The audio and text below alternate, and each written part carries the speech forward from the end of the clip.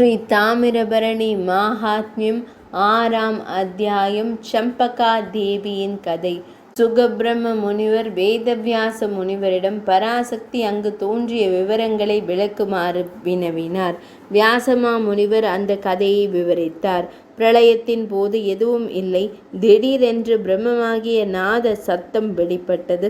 பிறக்காத அழகான வெள்ளை, சிவப்பு மற்றும் கருப்பு நிறங்களின் கலவையுடன் சத்வ, ரஜஸ் மற்றும் தமஸ் ஆகிய 3 குணங்களை கொண்ட பராசக்தி அன்னை 3 உலகங்களின் தாய் தோன்றினார்.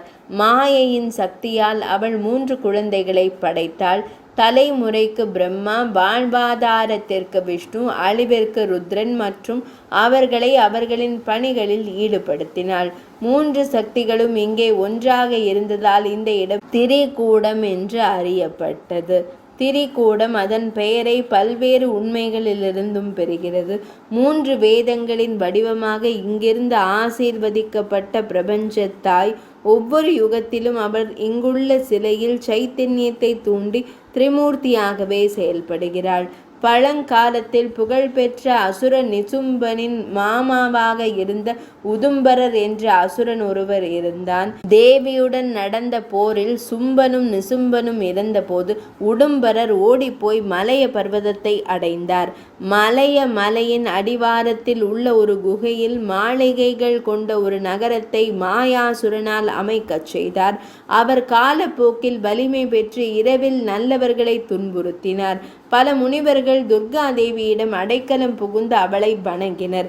அவர்கள் பாதுகாப்பிற்காக பிரார்த்தனை செய்து துதி பாடல்களை பாடினர். இந்த பிரபஞ்சம் ஒவ்வொரு முறையும் பயத்திலிருந்து பாதுகாக்கப்படுகிறது. ஒரு தாய் தன் குழந்தைகளை பாதுகாப்பது போல அசுரர்களிடமிருந்து எங்களை காப்பாற்றுங்கள். அனைத்து உலகங்களுக்கும் தாயே, பவானி தேவியே, ருத்ராணி தேவியே, மங்களகரமான இரக்கமுள்ள பண்டைய தேவி, தயவு செய்து அசுரர்களின் கூட்டத்தை அழித்து நல்லவர்களே எங்களை காப்பாற்றுங்கள். தேவர்களால் வணங்கப்படும் ஒரு மயக்கும் அழகான வடிவத்தில் தேவி இந்த சிலையிலிருந்து வெளிப்பட்டாள். அவள் முனிவர்களின் பேச்சை கேட்டு உதும்பரனையும் அவரது கூட்டாளிகளையும் அழிப்பதாக இனிமையான குரலில் உறுதியளித்தாள். அதைத் தொடர்ந்து நடந்த போரில் துர்க்கை அன்னை தேர்கள், யானைகள், குதிரைகள் போன்ற முழு படையையும் விழுங்கினாள். சில வீரர்கள் அழிக்கப்பட்டனர். சிலர் மிகுந்த பயங்கரமான ஆயுதங்களால் அழிக்கப்பட்டனர். இறந்த அசுரர்கள் வீர ஸ்வர்க்கத்தை அடைந்தனர். தேவி துர்க்கைக்கு அர்ப்பணிப்புடன் இருந்த 2500 பேர் கொண்ட அசுரர்கள் கூட்டம் மகாபூதகணங்கள் ஆனார்கள். தேவி துர்க்கை அவர்களை க்ஷேத்திரபாலர்களாக மாற்றினார்.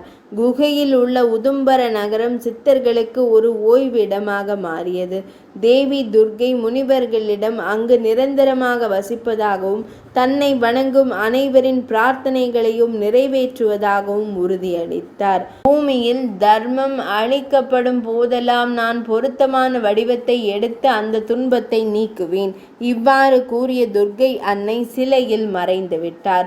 துர்கா தேவி சம்பக வனத்திற்கு அருகில் இங்கு அருள் பாலிப்பதால் அவர் சம்பக தேவி என்று அழைக்கப்படுகிறார். ஒரு முறை பிரம்மதேவரும் மற்ற தேவர்களும் இங்கு வந்து சில சிரமங்களிலிருந்து விடுபட தேவியை வழிபட்டனர். இந்த க்ஷேத்திரத்தின் மகிமை வார்த்தைக்கு அப்பாற்பட்டது. இந்த க்ஷேத்திரத்தை குறித்த வெறும் சிந்தனை இங்கு ஆறுதலையும் மறுமையில் மோட்சத்தையும் தருகிறது. 6ஆம் அத்தியாயம் இனிதே நிறைவடைந்தது.